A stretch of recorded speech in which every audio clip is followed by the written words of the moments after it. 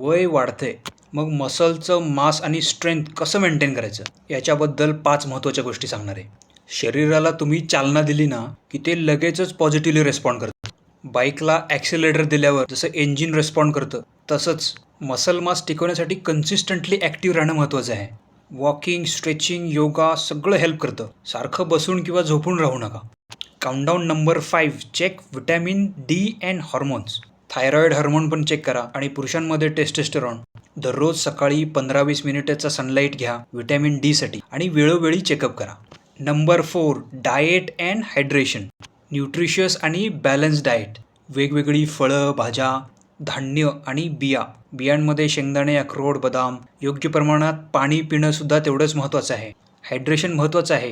न्यूट्रिएंट्सना मसलकडे घेऊन जायचं आणि वेस्ट प्रोडक्ट्स रिमूव्ह करायचे. प्रॉपर हायड्रेशनमुळे फटीग आणि क्रॅम्प्स होत नाहीत.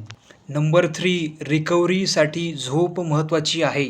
स्नायूंची बांधणी आणि रिपेअर झोपेमध्ये होतं, म्हणून झोप अतिशय महत्त्वाची आहे. 7 ते 9 तास चांगली झोप घ्या. योगा आणि डीप ब्रिदिंगने स्ट्रेस लेवल कमी करण्याचा प्रयत्न करा. कॉर्टिसॉल कमी झालं की झोप पण चांगली येते आणि मसल्स पण चांगले रिकवर होतात. Number 2, resistance and strength training. हे खूप महत्त्वाचं आहे. यामुळे मसल मास, स्ट्रेंथ, पॉवर आणि ओव्हरऑल फिजिकल फंक्शन इम्प्रूव्ह होत आहे. Squats, pushups, free weights, resistance bands, weight machines जिममधल्या. आठवड्यामध्ये 2 ते 3 असे स्ट्रेंथ ट्रेनिंगचे सेशन्स तुम्ही करू शकता.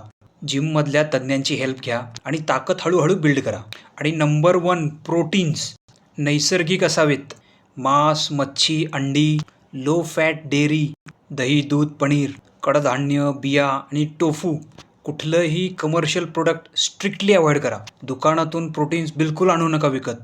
दिवसाला 1 ते 1.5 ग्रॅम पर किलो प्रोटीनची गरज असते. म्हणजेच 70 किलोच्या व्यक्तीला अप्रॉक्सिमेटली 75 ते 90 ग्रॅम दिवसाला